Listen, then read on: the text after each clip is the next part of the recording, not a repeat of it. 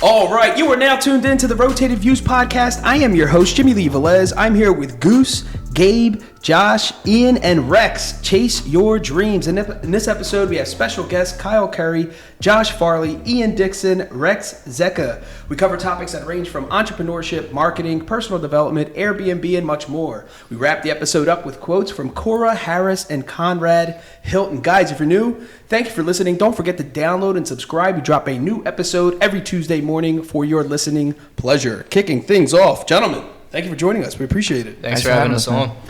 Absolutely. All right, so Kyle, I'm going to start with you because you were featured in episode 154 with us about maybe a little over 3 years ago. So for those of us who do not know who you are, let us know. Yeah, so I'm Kyle Currey. I originate from Butts County, currently live in Maryland now, but we are Real Life Monopoly. We invest in real estate, flip houses, have short-term rentals, stuff like that. So awesome. And Ian? Yeah, I'm from Bucks County as well, still currently in Bucks County. Have been in real estate for the past, I want to say 3-4 years. When did I get my license? 3 years, I think. So I've been on the retail side, and I just recently got into the investment side with both of these guys. Awesome. All right, Josh, and you? My name's Josh Farley. I'm 25 from Bucks County. I got into real estate about 4 years ago. Do a few different things inside the real estate market as far as I'm a realtor as well. So I handle retail sides, buying and selling houses. And then we also got into the short-term and long-term investment strategies. You know, we're out here flipping houses. We have some short-term Airbnbs.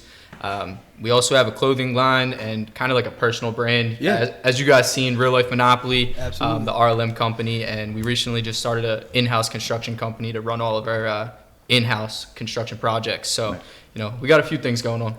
I love it. All right, so let's start from the beginning. How did you guys all make the connection? Did you go to high school together? Did you meet up somewhere? Are you guys best friends? Are you? So that's a crazy question. Josh and I actually went to high school together, and we disconnected after high school for a while. I actually chartered a fishing trip with my dad and just thought to reach out to him to come join. Yeah. So he came down to Maryland. We went on a boat, went fishing, and just started talking about real estate and different avenues that we can get into business-wise, and just kind of hit the ground running. Yeah, I love it. That was literally last August, which is crazy. Wow. So, in a year span, you know, going from we weren't talking at all, just, you know, separated lives. He was doing his thing, I was doing mine, to reconnecting and then just like full send into everything. Yeah. It's crazy to see, you know, where we're at now. Like, we literally just talked about that the other day. The memory on Instagram popped up, and I was like, bro, we literally were on a boat a year ago. Like, this is insane how we all connected like that. But Yeah, so Josh and I were actually at separate brokerages to begin with on the retail side, and he reached out to me and just wanted to let me know like what was going on with what he's got going on. There was talks about starting a team and stuff, and just, you know, he sees what I'm doing, I see what he's doing. So I joined his brokerage, when was that? May of 2020, something like that. yeah. But we've just been rocking on the retail side since then. Actually, me and him got into the Airbnb arbitrage method on ourselves. After they went on their fishing trip, they connected, Kyle wanted in, and we just kind of worked it out from there. I love it. All right, so let's just jump right into Airbnb. I already heard a key word that I feel like came up on several programs that I've seen in the past, Airbnb arbitrage. So explain a little bit about what exactly you all do, and then maybe some techniques or methods that you're using. Just like in the arbitrage space? Sure. So as far as arbitrage in Airbnb, it's like kind of a buzzword that's been going around. People got into it because they heard you can, you know, rent other people's property on Airbnb without actually owning it. So it's like a low barrier to entry as far as capital and, you know, back end things like that, credit, whatever. So arbitrage is basically where you rent an apartment building or a house or something like that, and then you get a permission from the owner of that building to sublease on Airbnb. So, you know, you're paying your first last security. Benefits to it is something breaks as far as, you know, appliances, HVAC, things like that. I don't have to fix it. I call my landlord. cons to it. You're not building equity in the property. Sure. But what we're using this for is to fund our other ventures. So we take the profits from our Airbnb and reinvest everything to get to that next level. So we took, something that we don't own, bring cash flow in from it to invest into assets that we now own. But yeah, the basics of arbitration is, using someone else's property with their permission to sublease onto Airbnb or Vrbo platforms.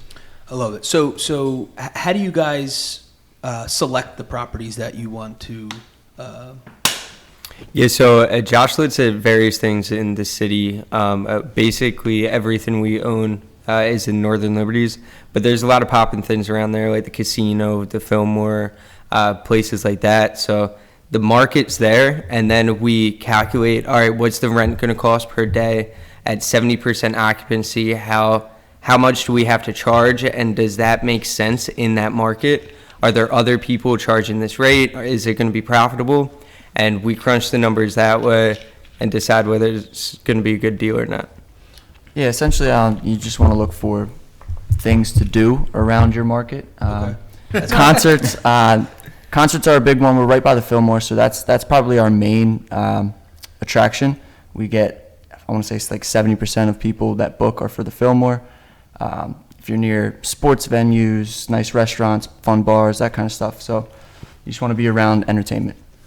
That makes total sense. Yeah, go ahead. Something else that was like a key for us when we were looking, I see a lot of people try and go after like a single family house or something like that. When we're looking, we literally look for 1-bedrooms or studios. I mean, this isn't going to go for everybody's market, Sure. but for Philadelphia, if you know anything about Philadelphia, Philly fans, they party hard, they trash places, things like that. So, we try and minimize that by having a smaller space. So you get the business professional that's staying over for work. You get, a couple going out for a date night, things like that. Instead of having, a 3-bedroom house where you could throw a banger, we try and avoid all that. So we really look for luxury, new construction, 1-bedroom apartments or condos with like roof decks, things like that. So we try and found a niche that we know that works, and we're just going to keep running with that same plan instead of, trying to venture out and do the big houses and things like that. So how does the conversation go with the owner?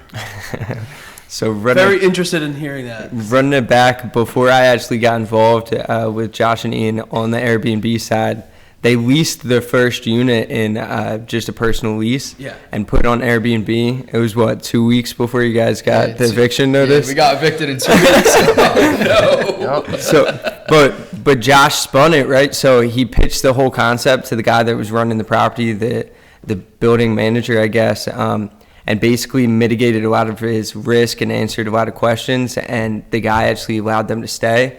And over the past year or so, we've developed such a good relationship with him that he offers us units now before they actually go onto the market. Wow. Yeah, we got that insider hookup. So there was actually somebody else in our building that was Airbnb-ing as well. This was post-date after they, kicked us out and everything. Touch on that. The reason they kicked us out, me and Ian weren't, being careful. We got a booking. We were like, yes, money. Click. Yes, you can stay there. Now, when we get bookings, they're not instant book. We review these people. We check all of their stats. Where are you from? How many reviews do you have? How old are you? Everything like that. So, someone threw a banger in our 1-bedroom that we were trying to avoid. And the owner of the building found out, whatever, got a complaint, called me, told us, yo, you got to get out. As Kyle said, we spun it. Got him to let us stay, got a commercial lease, everything like that to separate it from our personal names. But then someone else came in and started Airbnb in there.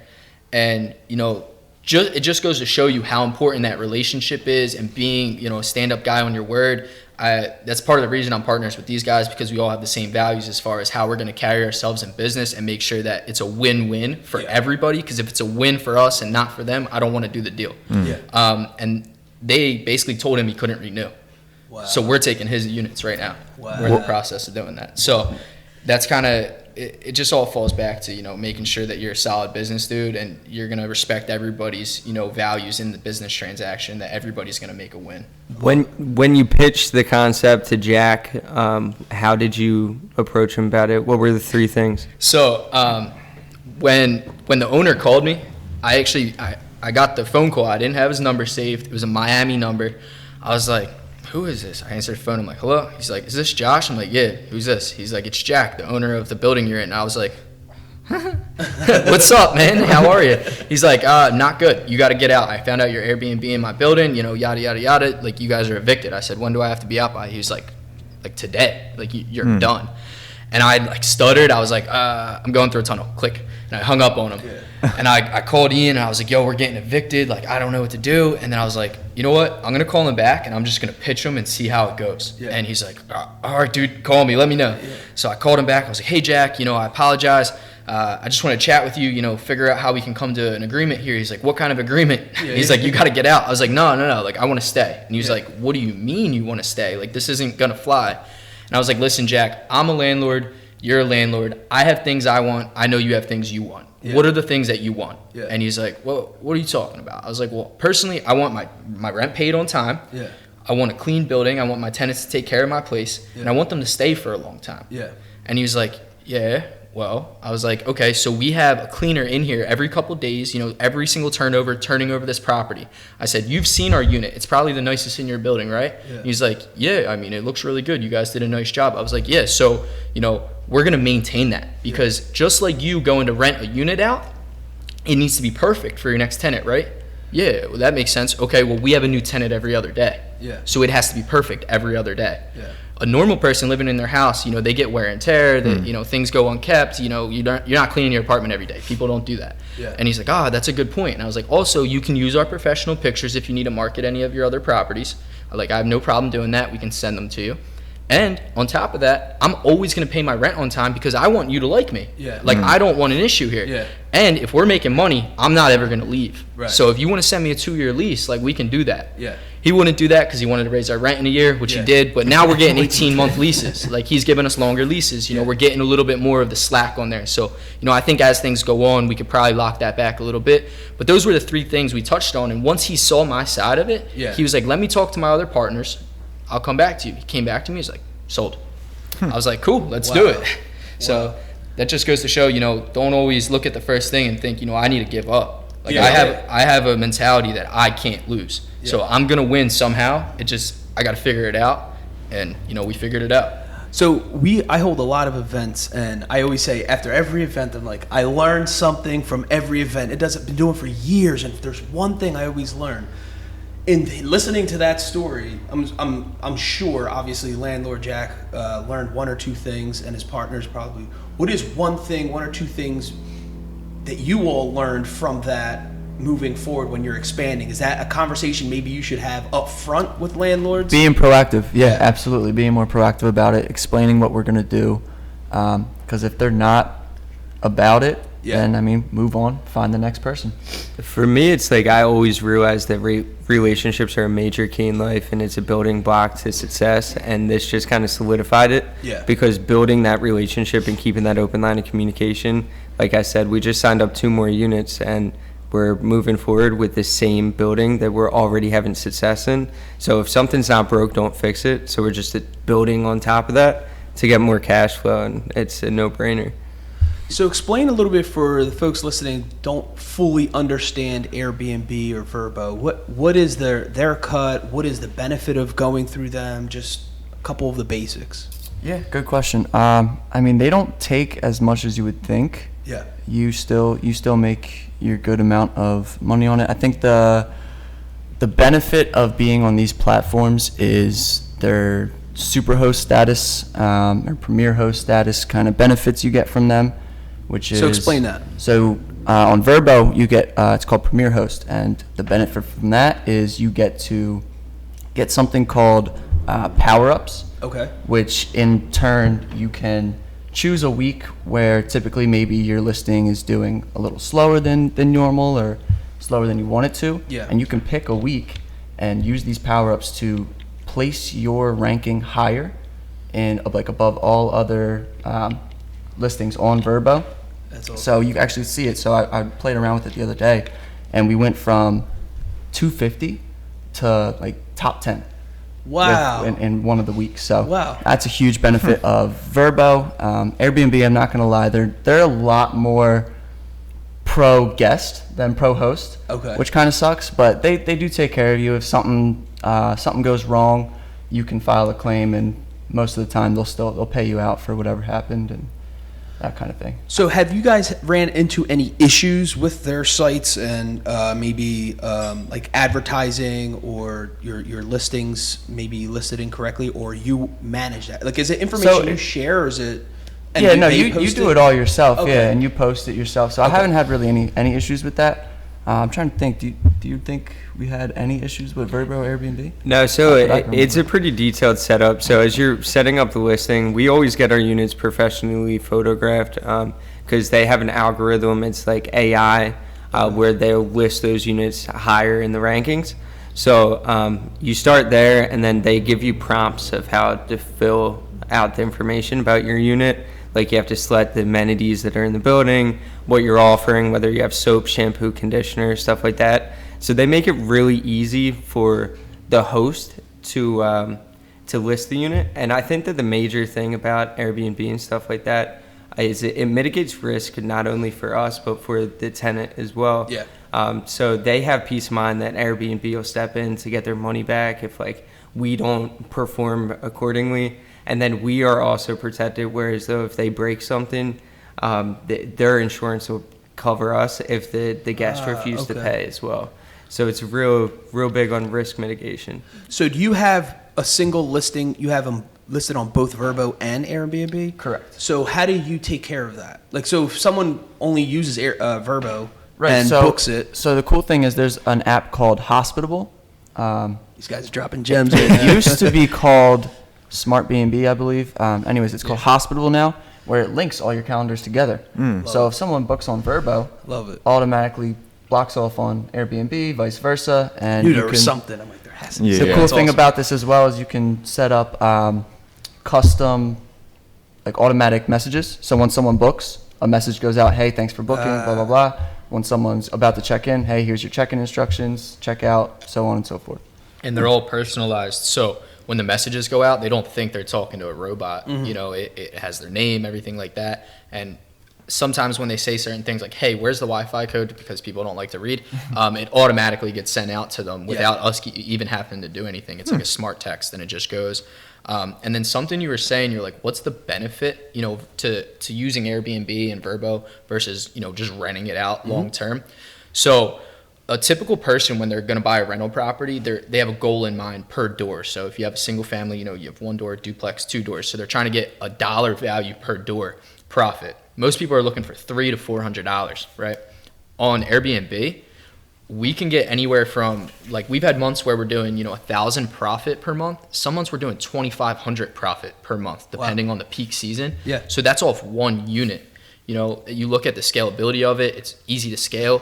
And you're also, you know, since you're risking not gaining equity in a property if you're arbitraging it, you look at that cash flow and be like, all right, you know, it makes sense in this value. Yeah. But I also see a lot of people that get into the business, take the money and go buy Rolex versus, you know, taking that money, reinvesting it to do something else. Because at some point, my personal opinion, I think, you know, short-term rental business is great, but at some point you're like, you know what? This isn't as hands-off as I want it to be. Yeah. But I didn't take my money and put it into anything else. So now I have no choice. I have to grind again. Right. There's no sense in grinding for 10, 15 years to build something and then having nothing left at the end. Yeah. So I just think the core benefit to Airbnb, in my opinion, is you get that massive cash flow per each unit versus, you know, just getting your regular $300-$400. I love it. And what's great about that cash flow as well, too, is if you have it set up right with your business bank account and stuff like that, you can actually leverage that to get business funding because they see all the cash flowing through your account. That's all automated. So you can leverage business credit to get involved in other things and to expand as well. That's awesome. So talk a little bit about most businesses talk about reoccurring business, right? So explain a little bit about, do you guys do anything to reach back out to former renters or anything like that? Do you market to them like, hey, we'll give you a deal or something like that? We just started talking about this internally because something happened recently. Josh's Instagram account actually just got deleted at 14,000 followers. And that's kind of like a huge hit because he used that for the retail side of his business and his personal brands all behind that. Yeah. And we're talking about taking that information and building it out into a separate Excel sheet or something like that to send out drip campaign emails and follow up with people. So if that platform's ever taken away, we still can monetize what we built on that platform. Yeah, it's like owning the masters to your tapes, we looked at it, and the way we have our message sent out that goes to our guests, the way our locks work, we need their email to set them up to be able to gain access to our units so we don't have to, key exchange. I'm like, we're already getting their emails. Take their names, take their emails. We're going to build a self-booking site and, do all this stuff and say the hell with Airbnb at some point and just do it ourselves. Yeah. And we already get repeat customers. Sometimes a repeat customer coming back, like they'll leave us a message basically like, this was the best Airbnb I stayed at. Like, I will be back. Great. That's awesome. You're going to come back. Here's a small discount code. And then you can get an early or late checkout, whatever you want, or early check-in, late checkout. Yeah. Because we charge a fee for that. Like that's one of our upsells that we do. But, we want people to come back. And if you're a good guest, great. Like we want you to keep coming back. I think we had the one dude, I think he stayed with us, I don't know, 3 or 4 times within 1 week. Yeah, like in 1 week. Like he's probably stayed with us like 10 times total. In the last 2 months. Yeah. And I think he's from New York or whatever, but he works in Philly. So then he crashes there. Got it. Delilah's, whatever. But he's always there, and he's a great guest. I think he has like 200 reviews on Airbnb. Like he's always staying. So, that's something we do to try and capitalize on repeat customers. For sure. So it's interesting you said that about your account and getting deleted off social media. We're seeing some, big wig get canceled or whatever is going on, and his big spiel now is building his email list because it's basically taking out the middleman. He's like, well, they can't take an email list from me. Social media can just go ahead and cancel your account whenever they decide it's appropriate. But the email list, so now that was like an old school thing, building an email list, and now it's like coming back because they're realizing, wow, we really don't have freedom of speech necessarily, and they can just yank this from us at any point. Do you remember, I don't remember exactly when it was. I want to say it was about a year ago. Instagram crashed for like 3 days. Yeah. Right? So I have a decent amount of friends that, got me into a position to, kind of become more of like an influencer on Instagram. I hate saying that word. It's like cringe, but it's true. And they're making, thousands and thousands of dollars a day off Instagram. Yeah. And when that stuff crashed, I reached out to them and I was like, yo, how you feeling? He's like, bro, don't talk to me. Like, I'm locked in my apartment. I'm not leaving. Like, I'm stressed. Because that was their main source of income. And these dudes are living high lives where they got, $10,000, $20,000 a month apartments. Yeah. So since then, I've always had that in my mind. Like, I can't rely just on this. And I started really digging deep. Like, as a retail real estate agent, like I have my, my own CRM and things like that. I send out drip campaigns already. I have, marketing for that. And that's my reason, because you can't rely on social media anymore, because at some day, someone can rip that rug. And I'm not going to be the guy standing there crying. We're going to be like, yo, we're good. Like, I ain't even worried. Absolutely. So I think it's inevitable. You have to have social media in today's day and age. If you want to build a personal brand, you want to build a business that relies on, finding customers. Because if not, like, you're wasting money. Like, where else can you reach thousands of people every day for free? Yeah, absolutely. So it's also statistically proven that people that utilize social media to market themselves and build their personal brand, they outsell their peers in the workplace. Wow. Like 80%, right? Yeah, it's like 89%. Yeah. We looked at those statistics too, and it's pretty spot on for like just my retail business. Like I went and looked. I'm a numbers guy when it comes to tracking my stuff. I like to know what I'm putting out to get in return. And I can tell the people that aren't using social media, their business is slacking by 80% in that area of referrals. Wow. So that's wild. That's a wild stat. All right, so try to think about the last year, right? So go from that boat ride fishing trip and to where you are today. What is one thing you want to share, and we'll go down the line from each of you, one thing you would share about starting or operating a small business or anything in entrepreneurship? Is there one thing you want to share to maybe the listener who's thinking, them and their buddies are sitting on a couch right now like, yeah, this is what we want to do as well? So for me, it's figuring out the right partners if you're going to have a partnership. it doesn't make sense to have two people on the same team that are proficient in the same tasks. So being able to have Josh and Ian, we all handle different aspects of the business, which allows us to scale further. And another thing would be not being afraid to take that jump, because we're the type of guys that once our feet are in the water, we're going to figure it out. So just putting ourselves in those uncomfortable situations to grow our business has made it more successful, because once we start doing it, there's no looking back. My favorite thing to tell anybody looking to start is kind of going to tack off what Kyle was just ending there with. Don't overthink it. Just do it. You know what I mean? The lessons you learn from actually doing are far greater than anything you can read, get a course to, anything like that. So action is your best teacher. Facts. I love it. I think one of the main things that I learned from being in a partnership, so I previously tried to start a business with two other people, and unfortunately it didn't work out. And the one reason it didn't work out, because not for nothing, this is the exact same model, but it worked this time. When you have partners, and partners that aren't scared to tell you, is you're going to show up every day, because you're not going to try and disappoint somebody. You know? So it doesn't matter what you're going through in your personal life. When you know I have people depending on me, I need to show up today, because over the last year, life happens. You know, over the last month, life has happened. You know, from getting a tax bill that I almost threw up when I seen, to my Instagram getting deleted, to, you know, things going wrong in our business, employees quitting, not showing up, you know.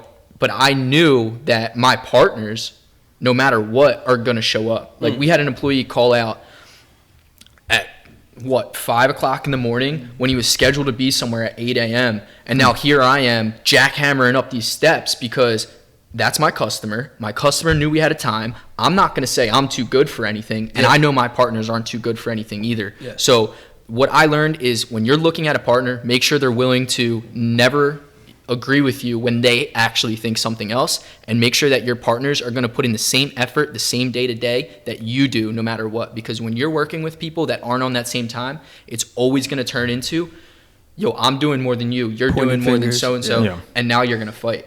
Like, how many times you see big businesses when money gets involved and then they separate because one guy feels like he's doing more than the other? There's a resentment. There's always going to be that. So what I learned is, you know, just make sure you're analyzing everything before you get too deep into it. Building off that real quick too, is like, when you're holding somebody accountable and being able to have a partner that's not going to get hot-headed, or their ego's not going to step in and they're going to accept your perspective and build off that and learn from it and understand your point of view. Because if you're holding somebody accountable and they're taking it the wrong way and they spin it and they get mad at you, it causes tension, and it's not productive at all. So having people that can reflect on themselves and their actions is major.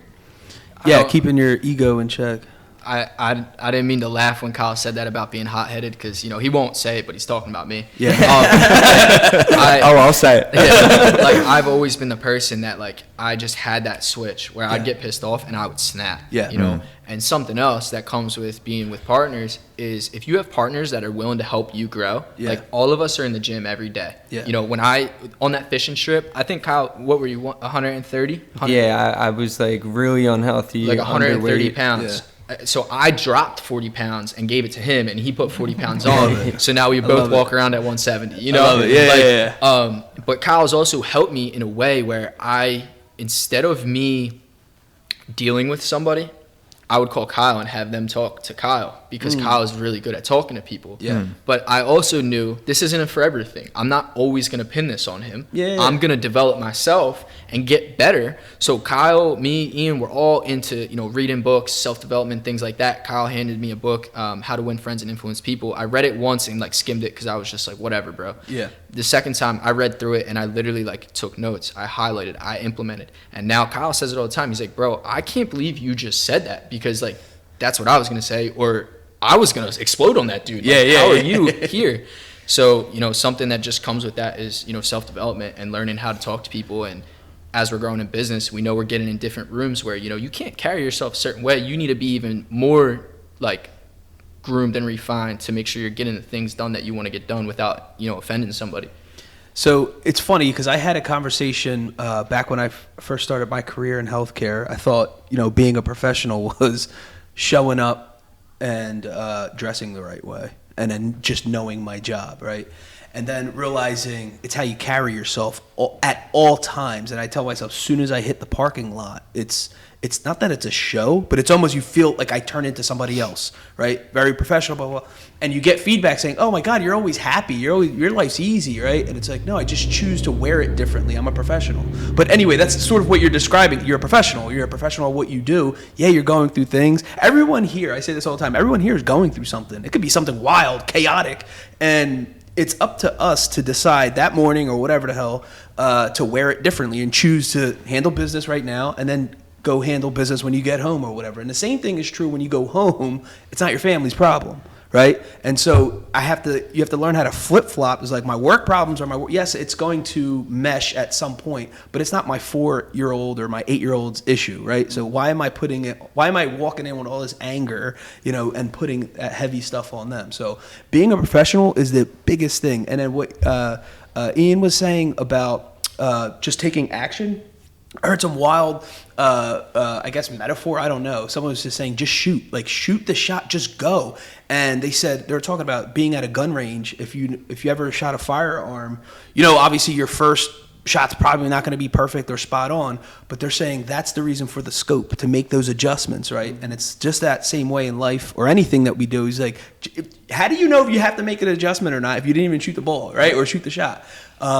But yeah, and then being around good company. The reason why the podcast, to your point, Josh, to be around for 6 years, you have to be around good company. We're building something with our brothers, but right here I could see the brotherhood developing itself. So massive, big tips on that. But I want to jump into personal development really quick because Gabe actually introduced me truly to personal development back in 2006.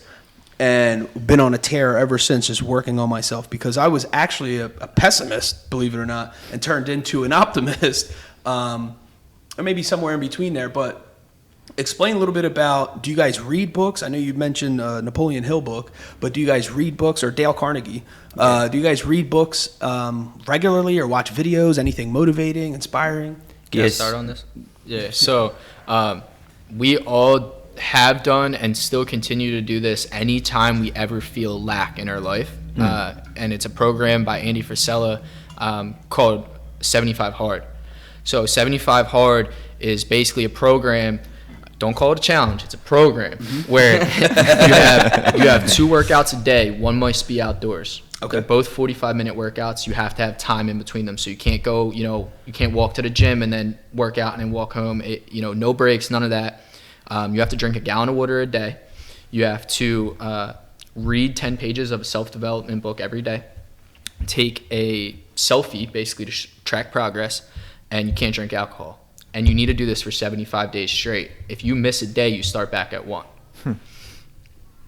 It changed my life. Yeah. And from that, I think it's helped me build relationships with other people that seen me doing it and were like, yo, that's different. Yeah. Like, you're insane. Yeah. That's cool. But and you got to follow a diet. So and it's not a macro diet or anything like that. Like, you need to follow a diet, but you choose it. Like, he doesn't tell you what to do. Sure. You choose it.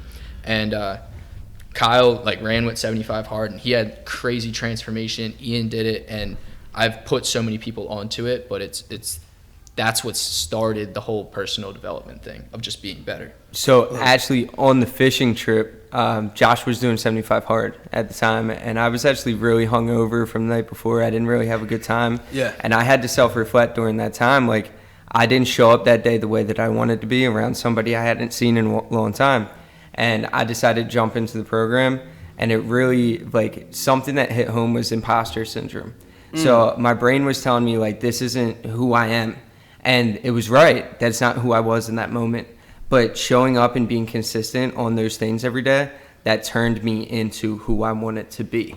So don't, if I can give anybody advice, do things that make you uncomfortable to elevate your position, and don't listen to your own mind telling you oh, that's not me, or get nervous about it or overthink it. just keep doing it, and that'll allow you to get into rooms with like-minded people that'll help raise the bar even higher. Yeah. You know, because like the conversations that I'm having these days are a lot different than before I did the program, because I'm talking to people that are working out every day, that are eating healthy, that are reading. Like, we pass books around between each other, you know, like my friends that I see that I haven't seen in a while, I'm handing them a book, you know. It's like, it's just a different conversation. Yeah, I know. I'm sorry. I know we're going to go off on a little tangent here from your question, but going back to the imposter syndrome, that's something that I still struggle with right now. Yeah. And these guys are constantly trying to get me out of it and helping me get out of it. Yeah. But if there's any advice that I can give to people starting off is exactly what Kyle said, man. Like, you just got to be confident with yourself, know where you're going, not where you are now, and kind of develop that self-confidence and whatnot. I love it. So, Ian, to that point, you also gave advice about just taking action. If for that person who's hesitant or overthinking, maybe anxious about, so what advice would you have for them specifically? Regarding what do you mean? So they want to start a business, right? Or they want to start their little Airbnb thing, but they're overanalyzing. They're laying in bed staring at the ceiling of all the things that could probably go wrong. And they're probably right on some of the things that can go wrong, right?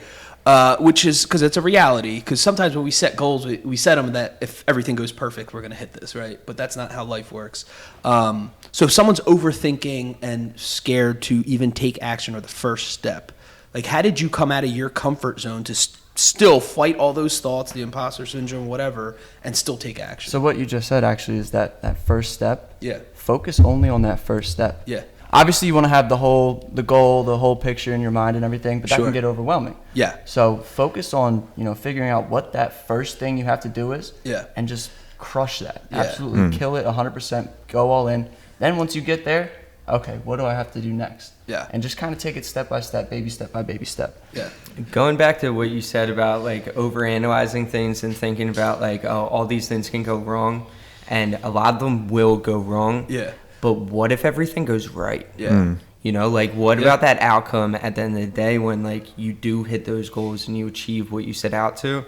Yeah, there's going to be struggles along the way, but the end result, after you get through them, one, you're going to be a stronger person and a better developed human being, but you're also going to have more confidence in yourself and carry that with you through to everything else. And I'm big on how you do one thing, you do everything. Yes. So as Ian was saying, starting with that first task, once you start with that, focus on that, crush that, move to the next one, and then create, like, now we set goals, like 6 months goals, year goals, 2-year goals, and then we build out actions that we need to do to accomplish those goals. So start big and then micro it. Yes. I think the compound effect, if you've never read that, best book to describe this. Love Took it. my bar. Absolutely phenomenal book. So, but what I was going to say, I'm sure you guys have heard this, but in case somebody hasn't, a goal not written down is just an idea. Mm-hmm. A goal written down is attainable, and then a goal with action items behind it is the plan to finish that goal. And it's crazy. Kyle said we make lists, right? So we have 2 weekly calls. Since Kyle's in Maryland, we usually do them on Zoom, which sucks, but we get it done because things happen at the speed that you move. So when we hold each other accountable twice a week, mm-hmm. there's no lack for somebody to slack for 7 days. They only get 2. Love it. But then when we get on these calls, we outline things that need to get done, and then we make these lists. We made a list 2-3 weeks ago that it was honestly, I think, one of the first lists that we made that in my head I was like, that's a lot, and it's not getting done. Like in my head, I self-doubted myself. I'm like, there's no way we're doing that.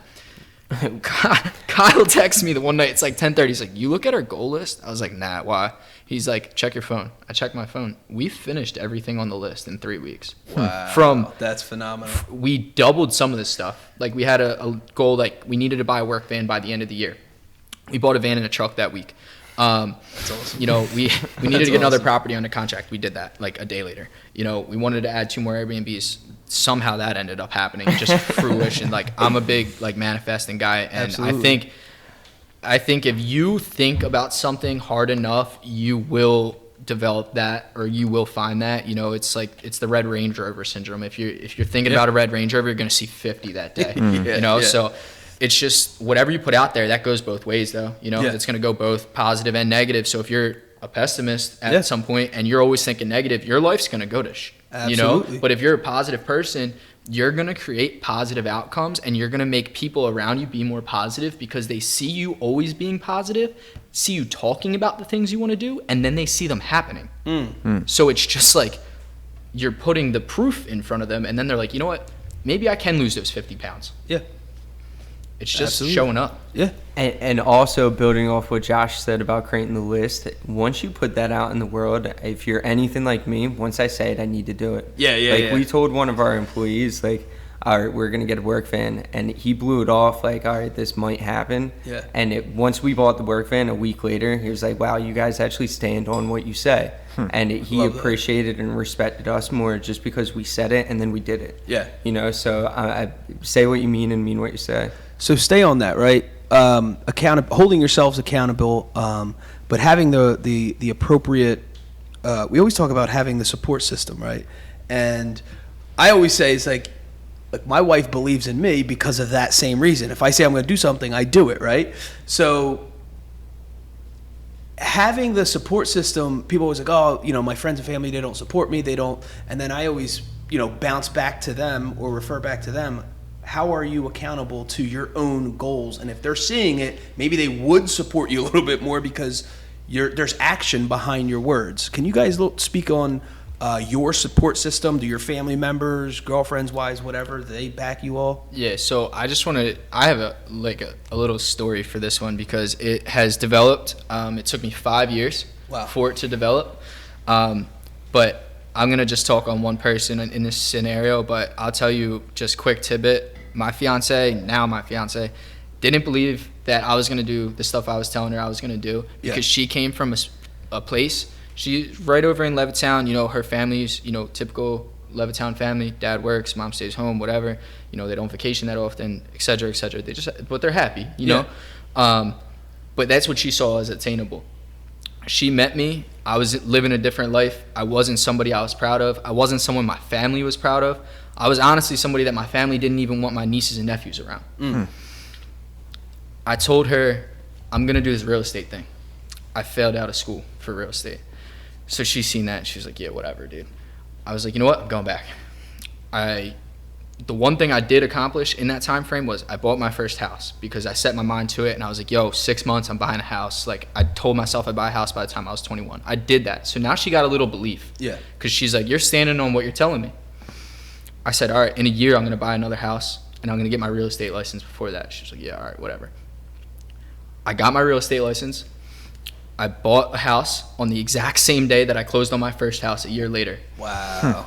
So now she believes in me. For sure. She's convicted that I'm gonna do everything I said. For sure. But my family's looking at me like, you're crazy. What do you mean you're gonna quit your job and do real estate? You're making, $70,000 a year, like yada yada yada. Stay comfortable, stay where you're at. You can retire in 45 years. Don't be an idiot. I'm like, all right, I'm gonna do this shit. Yeah. So I started planting the seeds, and I'm really working at it.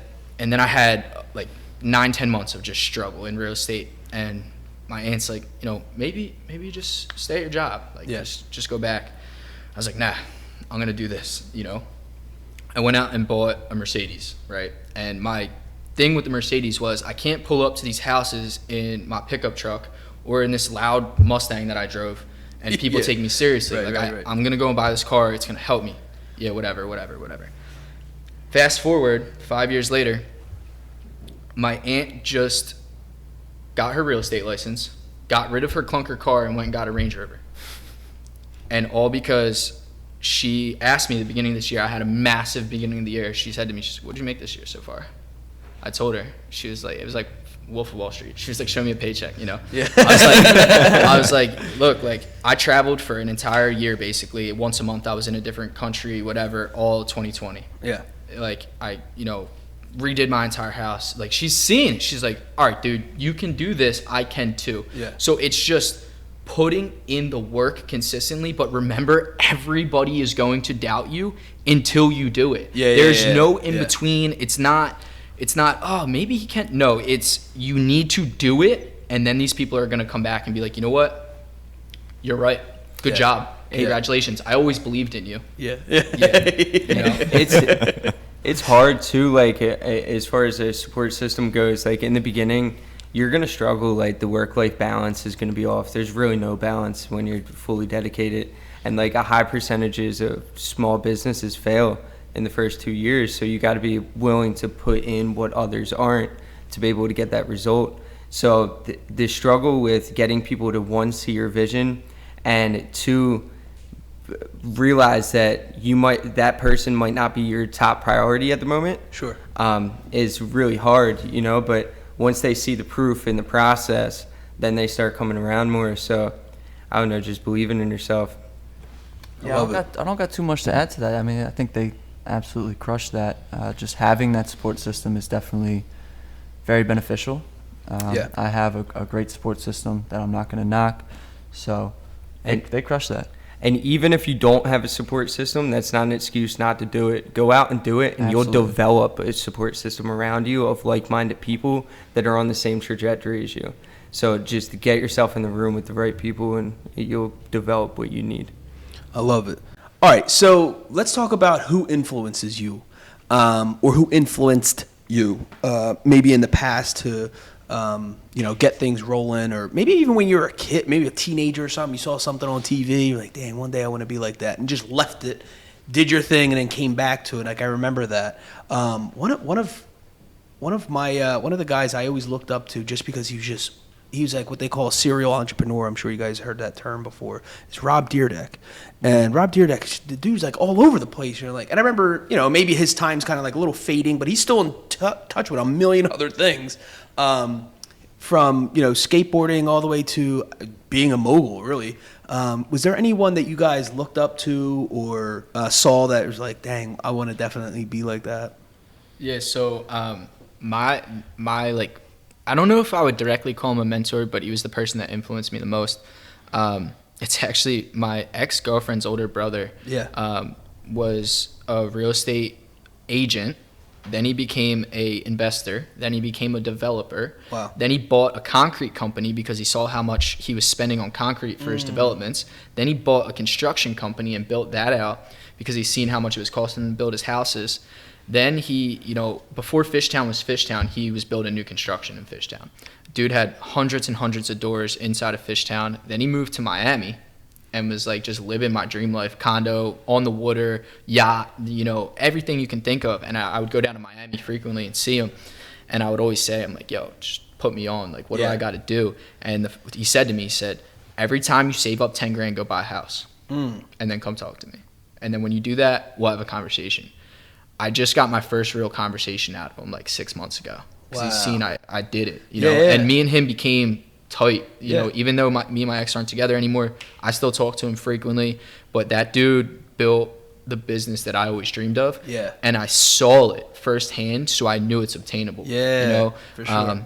And now we're really just doing the same thing. Like we got our own construction company. We're building that in-house. I'm just kind of following the footsteps I watched him do, putting our spin on it. And so I just had somebody that I seen doing it. I knew it was possible. And he was like 40 years old, retired, like living the life. I think he worked like, I remember I was down there. He said, you want to go work with me today? I was like, yeah, sure. We went and looked at like 2 houses, got lunch, picked out rims for his NSX, and then went home. I was like, so what time are we going to go to work? That's hysterical. And he was like, no, like we're done for the day. I was like, oh, all right. I love that. You want to go on the boat? That's awesome.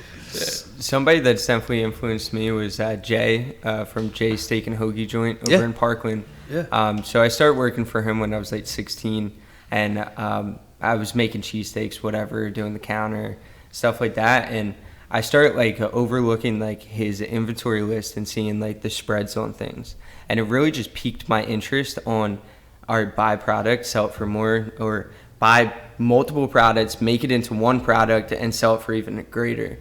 And it really started piquing my interest on business systems and how businesses are ran, and that's really what drives me now. Yeah. Like Josh said it the other day, I'm not the most passionate about real estate.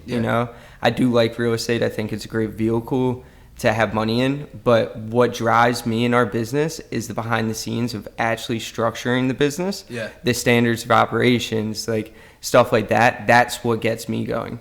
So Jay definitely bridged that gap between me not seeing the behind the scenes of business to seeing it, and then just trying to figure out my own path in it.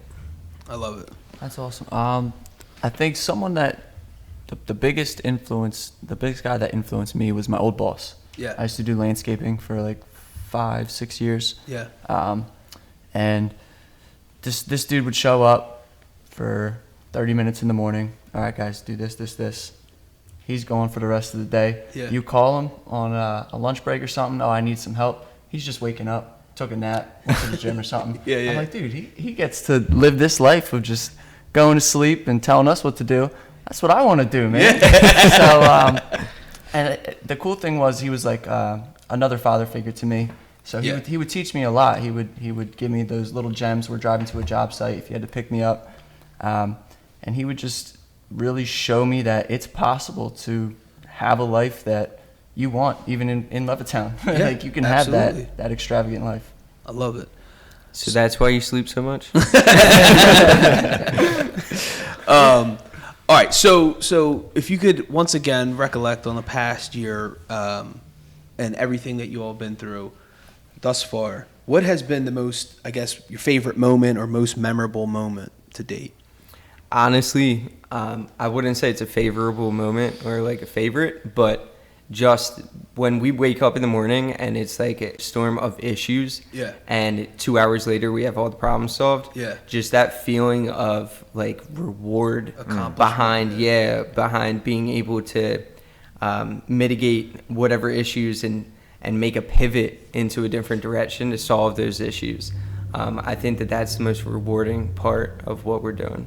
Yeah, solving problems, man. It's always something new every day. Yeah. You know, so you learn something new every day with everything that you solve, and I think that's great. So I don't know if it was just like a click or whatever, but yesterday we hosted a ride along where people paid to come and spend the day with us. And we basically showed them our short-term rental properties, the entire process of that. We took them to our flips that we're doing from our first project that we were working on that, showed them everything that went wrong. We showed them a second project where we basically, knocked the whole back off the building, building new construction, and then we just showed them one of our finished products. They rode around with us in like a Sprinter van all day, all decked out, whatever. We went out to lunch.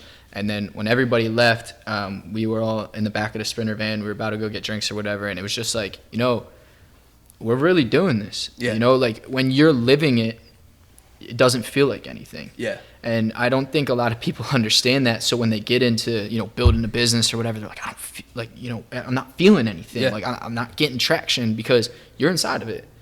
It's the people around you that are like, yo, you guys did X, Y, and Z. Or like, how did you do that, plus that, plus that, plus that this year? Yeah. And it was just that feeling. I don't know. I sat back yesterday when we were in there and I was like, this is crazy. Like I see where this is going. I see where it's already at. And I'm just proud of what we built, proud of like my partners for, sticking with it, because there's a lot of times when we're like, dude, this sucks. But then other times you're like, damn, like this is crazy, Yeah. So yesterday definitely clicked for me. It was cool. People wanted to be around us that much that they were willing to, pay just to spend the day with us and learn what we're doing. That means, people on the outside see, potential in what we're doing, and it's cool, So I think that was it, just really realizing how far we came. That's awesome. So we're in Q4, but if you could look towards next year and goal setting and things you want to accomplish, what is maybe one big thing you want to accomplish in 2023?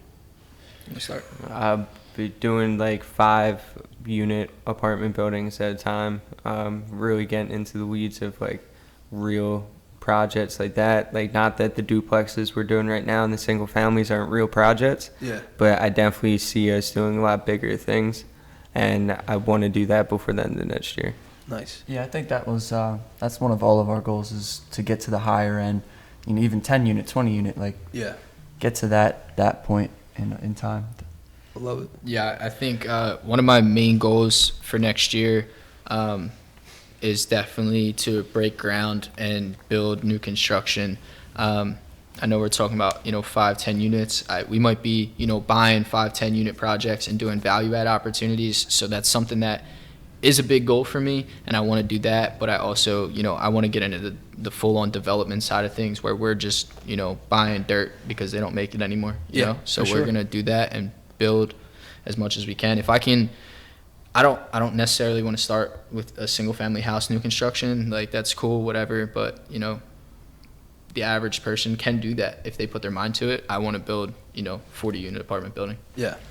Yeah, and it's something I actually looked back on it recently. In the beginning of this year, we sat down with each other and wrote down goals and things that we wanted for this year. And one of them for me was maintaining this partnership and maintaining good communication with these guys, because I think that a lot of things fail because of communication. Absolutely. So I definitely want to maintain that going into next year and into 2024 as well.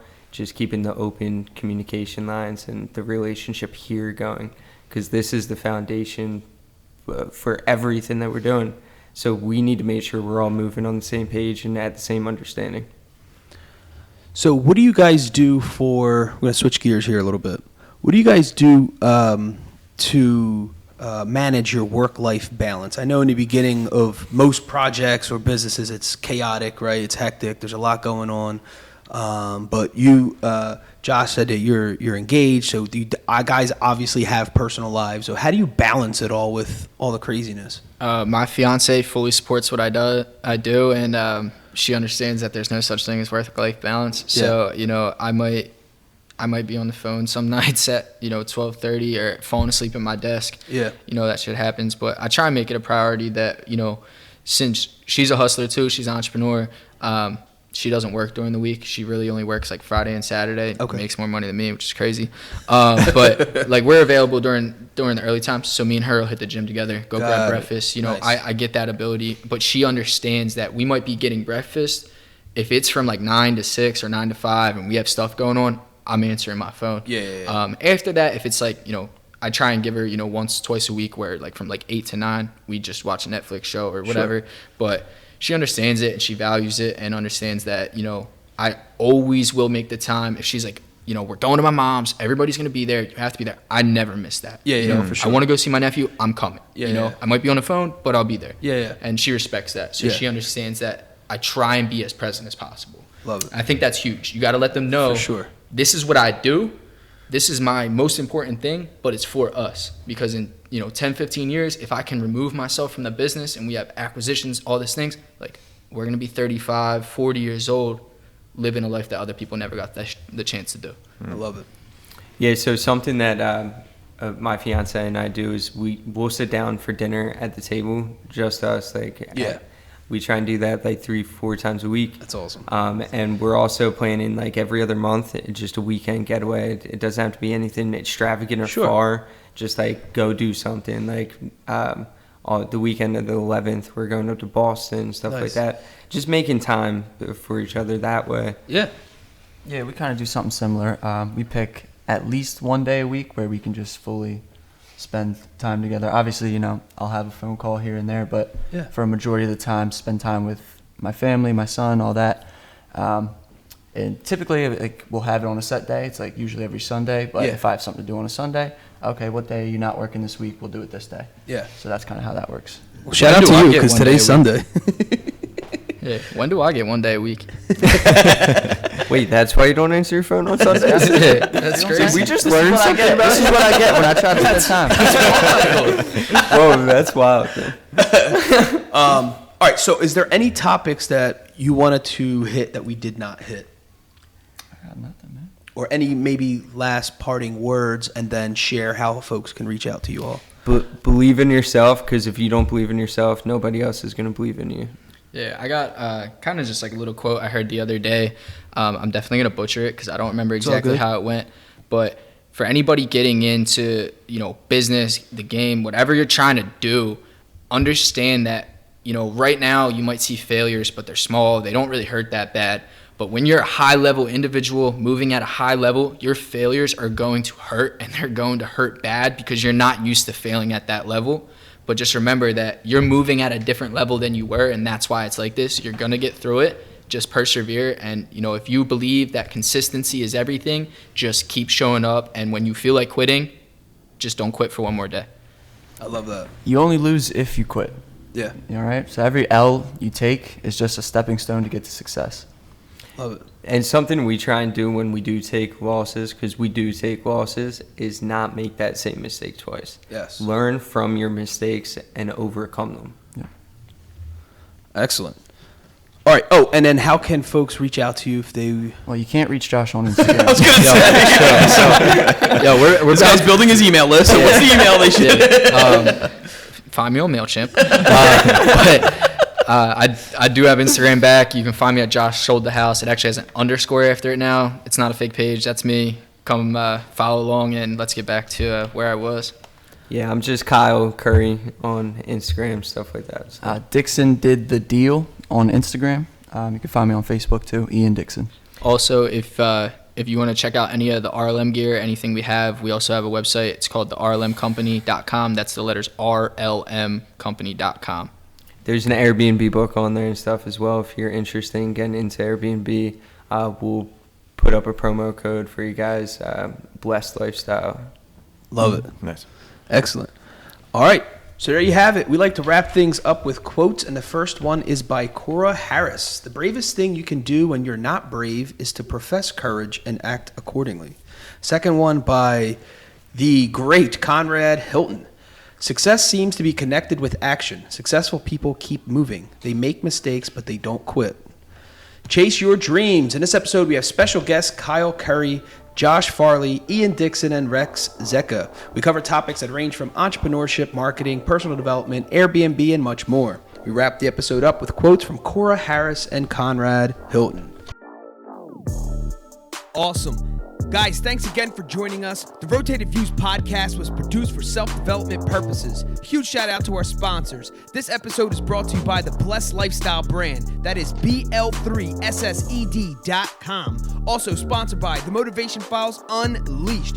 This motivational mixtape will be your fuel for success. Available on all platforms. Guys, don't forget to visit the website, JimmyleeVelez.com. Follow us on Facebook and Instagram at Rotated Views. If you have any inquiries or questions, email us at info@JimmyleeVelez.com. On behalf of myself and the rest of the crew, we wish you massive success. Stay blessed.